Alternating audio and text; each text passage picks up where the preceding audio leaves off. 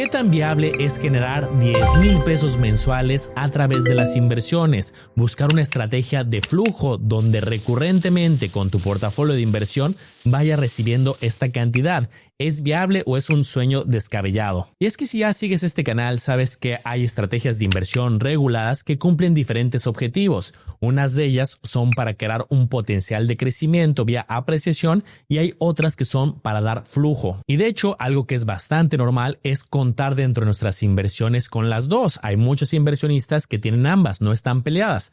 Solo que sí existen inversionistas que prefieren de un estilo que de otro, ya sea de apreciación o de flujo. Y en este video quiero que nos centremos en la segunda estrategia, la de flujo, recibir periódicamente una renta, un interés, un dividendo, un pago de manera constante. Y cuando escuchamos este concepto de vivir de las rentas o de tener un ingreso constante, muchas veces pensamos en propiedades, rentar un departamento, una casa, pero déjame decirte que hay muchas inversiones que generan flujo. Vamos a revisar muchas de ellas en este video. Respondamos entonces en este video a la pregunta cómo generar 10,000 pesos mensuales a través de inversiones reguladas y también veremos algunas alternativas para diferentes montos. Vamos a ello, bienvenidos. Hagamos grandes las letras chiquitas de las finanzas. Para dejar claro, cuando se busca que parte de tu portafolio o se quiere tener una estrategia de flujo, buscamos muchas veces la estabilidad, que esos flujos sean predecibles. Porque imagina que estás buscando tener un flujo mensual e inviertes en una estrategia que tiene mucho potencial de crecimiento, pero quizá hay años negativos, hay años donde no reparte flujo y entonces no se cubre el objetivo que estás buscando. Aquí algunos ejemplos donde se puede tener cierta predicción, algunos con algunas características o letras chiquitas, lo vamos a ver. Existen instrumentos gubernamentales como los CETES y los bonos, algunas estrategias de plazo fijo como las SOFIPOS o los bancos, y sí, podría llegar a haber algunas estrategias más sofisticadas que constantemente hacen un reparto, ya sea en forma de dividendo, de distribución. Y como te mencionaba, puede haber otras inversiones, pero puede que sean volátiles o que no sea tan predecible el pago. Pero también hay algo que quiero dejar muy en claro. La volatilidad no es mala, de hecho es una característica natural de muchas inversiones. Muchas de las que están dentro de mi portafolio tienen esa característica, son volátiles, se busca un potencial a largo plazo o mediano o de acuerdo a un horizonte, pero no es compatible con la estrategia que estamos revisando ahorita, o no es compatible únicamente como estrategia principal, más bien como una diversificación. Algunos ejemplos de instrumentos que no entran en esta categoría, pues puede ser las acciones de crecimiento, algún ETF que no reparta dividendos, algunos otros activos alternativos. Por ejemplo, cuando hablamos de inversiones sofisticadas como las acciones, podemos revisar con detalle en qué están invirtiendo o gastando las empresas. Por ejemplo, esta empresa asociada al mundo de las redes invierte más en gastos de capital que va a tenerles crecimiento a futuro si se materializan buenos resultados y muy poco en una estrategia de reparto de dividendos. Es más, muchas empresas de la bolsa de valores incluso no reparten dividendos o reparten muy poco. De igual modo, ETFs, que también es una estrategia que hemos hablado en otros videos específicos del canal, los fondos que cotizan en bolsa, los ETFs que pueden seguir estrategias como las 500 empresas más grandes de la bolsa de Estados Unidos, como el Nasdaq, empresas tecnológicas, etc. Hay algunos ETFs que no reparten flujo, que más bien son acumulativos y si se llegara a repartir algo, más bien se reinvierte de manera automática para buscar un mayor crecimiento hacia el largo plazo. Entonces, vayamos revisando muchas estrategias que sí reparten flujo o que el vencimiento del plazo es relativamente corto y puedes acceder al dinero y tú puedes reinvertir lo restante. Creo que las inversiones gubernamentales ganaron buena popularidad en los últimos meses, en los últimos años.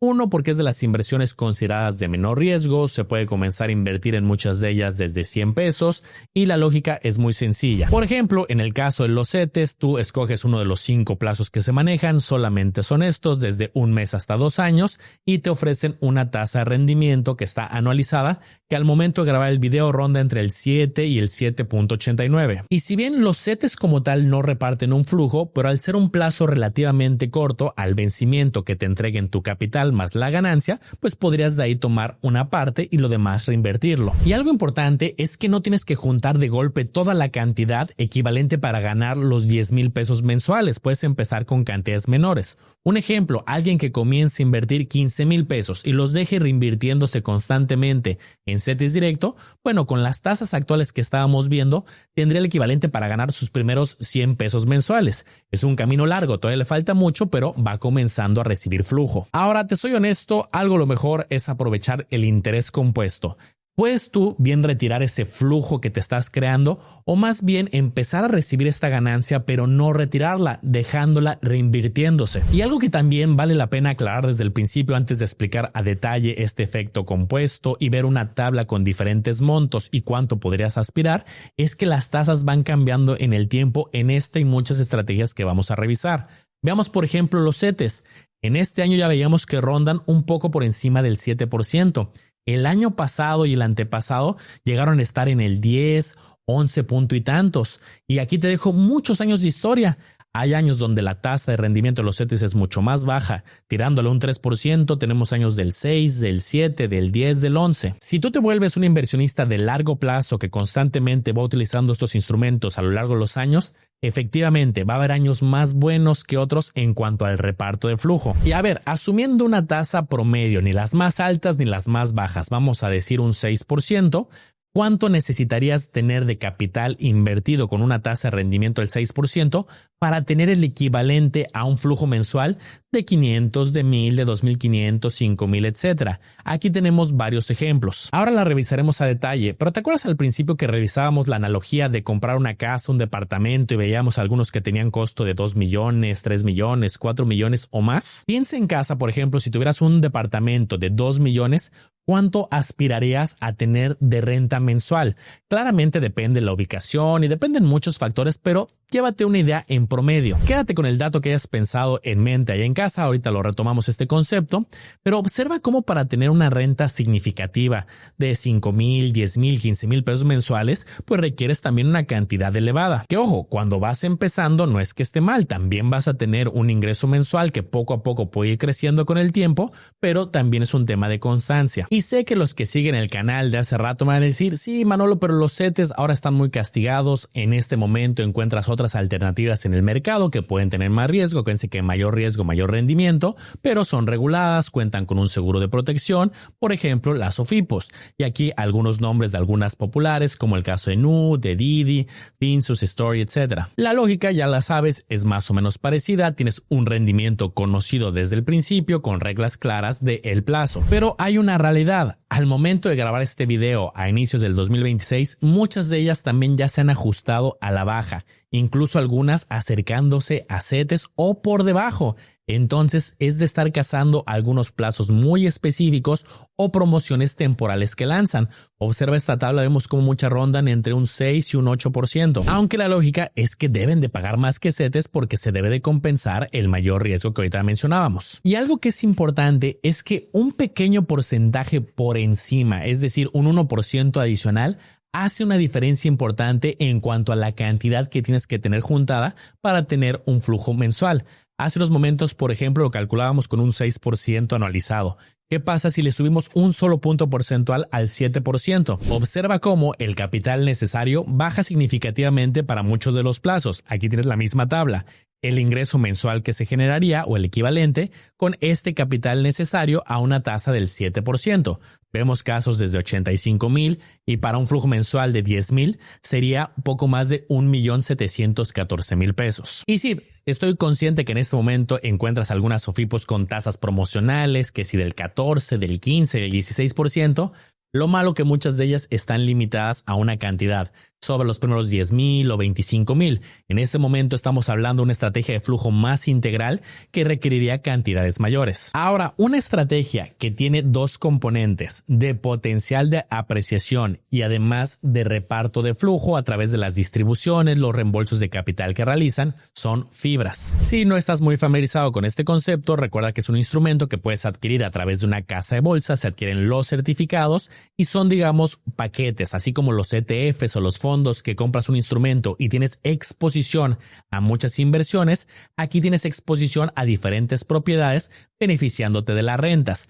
Puedes ver aquí algunas imágenes que vamos a estar pasando donde hay una fibra y algunas imágenes de su portafolio. Hay algunas que las propiedades van a ser de tipo de centros comerciales, otras industriales, hoteleras, va a depender mucho de cada fideicomiso. Puedes encontrar algunos inclusive de nicho como esta que está enfocada a propiedades relacionadas al sector educativo. Podemos encontrar otras que están relacionadas al sector hotelero. ¿Cómo te beneficias ahí? Bueno, su portafolio, es decir, las propiedades que tiene son de tipo hotelero, las habitaciones se rentan, hay muchos gastos que se van descontando del mantenimiento, del predial, de la operativa para mantener estas propiedades y al final, si queda un remanente, hacen distribuciones. Este es un tema bastante interesante, tenemos varios videos que hemos hablado a lo largo de muchos años en el canal. Si te interesa que profundicemos en fibras, con todo gusto también házmelo saber en los comentarios. Y aquí te dejo una tabla resumen con información muy importante, pero con algunas aclaraciones relevantes. Vamos a poner aquí algún ejemplo, algunos certificados de algunas fibras. El precio redondeado te vas a dar cuenta que es bastante asequible, muchas de ellas menos de 50 pesos, tenemos algún caso de 80 y tantos, pero la mayoría son bastante asequibles con 15 pesos, 35 pesos, 29 pesos. Ojo, este precio suele variar con el mercado. Como cotizan en la bolsa, va cambiando diariamente. Ahora quiero que observes la columna de rendimiento. Ya hablábamos que tienen este componente de volatilidad, pero es interesante ver que el 2025 fue un año bastante bueno a comparación con otros años. Claramente cada caso será diferente, pero vemos casos con crecimientos del 12, del 30 y tantos, del 40 y tantos. Fue un año bastante atípico. Muchos certificados cotizaban con un buen descuento. Ahora, el tema de la distribución se puede comparar con el precio actual, es decir, qué proporción del precio actual distribuyeron en los últimos 12 meses. Pero la realidad es que ese es un análisis bastante simplista porque el precio cambia. No es lo mismo si lo adquieres a este precio que si lo adquiriste el año pasado con un precio mucho más bajo o hace 2 años, hace 3 años. Va a depender mucho de tu precio de adquisición. Y también las distribuciones van cambiando con el tiempo dependiendo de los ingresos y los gastos. Es un tema que vale la pena profundizar, pero tenemos aquí algunos ejemplos que han distribuido un 4, un 5, un 8, un 10 comparado con el precio actual. En la medida que las distribuciones aumenten y que tú lo hayas obtenido a un precio más barato, pues vas a tener una proporción de rentabilidad por las distribuciones mayor.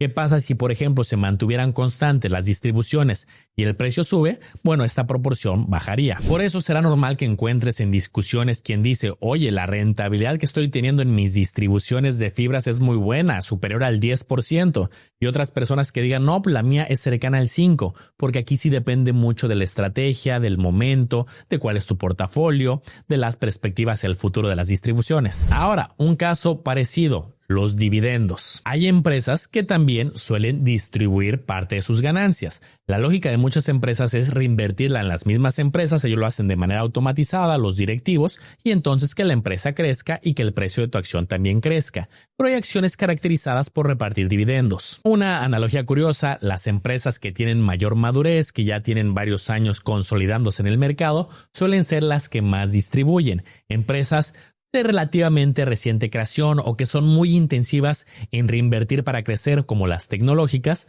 pueden distribuir menos. Existen también ciertas empresas que llevan años pagando e incluso incrementando la proporción de dividendo que reparten. Un fenómeno conocido, si quieres investigar más de este tema, son las Dividend Aristocrats. Pero veamos algunos ejemplos de empresas que constantemente han ido pagando dividendos, incluso con incrementos. Procter & Gamble, Coca-Cola, Target, y aquí tienes algunos nombres. Yo le he dado vistazo a muchas empresas que son constantes en el pago de dividendo y encuentras un patrón común que son empresas ya muy consolidadas, que sí requieren reinversión obviamente, pero generan tantos ingresos y una utilidad ya constante y mucho más predecible que se pueden dar el lujo de repartir constantemente dividendos. Al igual que en fibras, podemos obtener esta proporción de porcentaje que ganamos a través de los repartos, es decir, cuánto obtenemos de dividendo distribuido en los últimos meses y compararlo con el precio que pagamos para sacar un porcentaje. Al igual que fibras, va a depender del precio que la compres y del momento de la distribución. Vemos algunos casos de repartos en la historia del 1.16, 2.86, 4.04, 6.61. Y es que te soy honesto, aunque se ha popularizado en redes ese discurso de, oye, tengo estas empresas y vivo de mis dividendos, recibo ciertos ingresos periódicos, la realidad es que la mayoría de empresas y la mayoría de inversionistas, el principal foco está en el potencial de crecimiento. Ahí es donde los porcentajes pueden ser mayores, aunque sí hay empresas que reparten dividendos. Y la historia no va a ser muy diferente con ETFs que inviertan en empresas que cotizan en la bolsa, porque al final tú puedes adquirir las empresas por separadas o en un paquete con los ETFs. Aquí te dejo algunos ETFs que reparten dividendos y te soy honesto, salvo algunas excepciones muy particulares, la gran mayoría de ETFs tampoco reparten un porcentaje en comparación del precio que sea muy relevante. En promedio aquí observamos un 2-3% con ciertas excepciones. Y por supuesto que si la tasa que obtienes de flujo por los dividendos cae, por ejemplo, un 3%, la cantidad que tendrías que tener ahorrada, invertida para tener un flujo constante sería mucho mayor.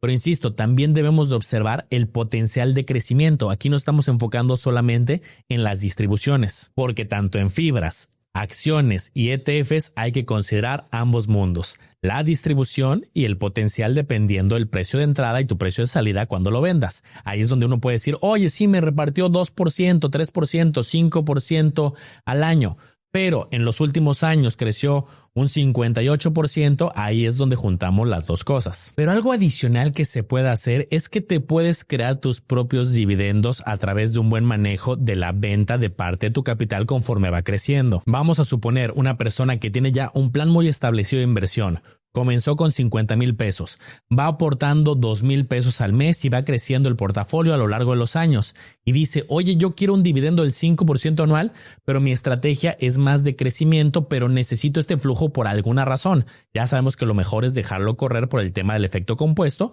pero también se puede requerir flujo para pagar ciertos gastos. Y esta persona, por ejemplo, invirtió en acciones de Alphabet relacionadas a Google, ha tenido cierta volatilidad, pero ha tenido un crecimiento muy importante en los últimos meses y años. Y en este caso, dependiendo del momento que requiera este flujo, pues el precio de la acción va variando. Podemos ver aquí la evolución de los últimos años, cuánto sería el valor de su portafolio con estas aportaciones y cuánto sería el equivalente al 5% que necesite. Pues dependiendo cuánto vale el portafolio y el momento, pues va a haber un monto distinto. Con esta simulación simplista que estamos haciendo, habrá aportado de capital durante estos años 170,000 pesos. La ganancia del portafolio es de 269,000, pero puede cobrar dividendos por 52,383, porque solamente va vendiendo parte de sus acciones y el restante, aparte que constantemente sigue invirtiendo, pues ha ido creciendo por la apreciación. Si no hubiera tocado los dividendos más las ganancias, tendría 439,000 pesos adicionales. Entonces, por un lado, sí se podría buscar ciertas estrategias de crecimiento, pero digo, esto es un poquito más sofisticado. Pero bueno, algo que está muy estudiado y creo que estás muy consciente es que en muchas estrategias, conforme tú vas haciendo retiros, pues vas sacrificando parte del potencial del interés compuesto, que se va magnificando conforme vas aportando más, siendo constante, pero sobre todo dejando trabajar el monto en el tiempo. Ahora, también estoy muy consciente que en la práctica las circunstancias pueden variar tanto para bien como para mal. Puedes ir aportando cantidades adicionales o en la práctica hay ciertas inversiones, de hecho la gran mayoría, donde hay una retención de impuestos. Si bien en este video no pretendo meterme a detalle al tema fiscal, siempre hemos dicho la importancia de tener un contador, en otros videos también nos hemos metido a más detalle, pero te dejo aquí una tabla resumen con algunos supuestos importantes acerca del impuesto. En algunos casos hay retenciones provisionales, en algunos otros casos hay montos exentos, en algunos casos depende del tipo de distribución y cada estrategia es distinta. Lo que sí podemos concluir es que no te tienes que casar necesariamente con una estrategia, cada una tiene sus ventajas y desventajas y se vale combinarlas y diversificar. ¿Tú qué opinas? ¿Cómo haces tú la estrategia de flujo? Me encantaría leerte en los comentarios. Y también quiero aprovechar en lo que dejas tu comentario para invitarte a las consultorías gratuitas que tenemos de estrategias para el retiro a través de un plan personal de retiro, y ahí también podrías beneficiarte en los dos mundos, a través de una estrategia de apreciación hacia tu retiro y tener los beneficios fiscales de la devolución de impuestos, la devolución potencial que se puede realizar cada año. En esta consultoría, aquí en esta liga que es gratuita y personalizada, ahí se te explica con detalle cómo funcionan los planes de retiro. Espero te haya gustado este review informativo. Recuerda analizar y comparar muy bien porque tú serás el único responsable de tomar una decisión bien fundamentada.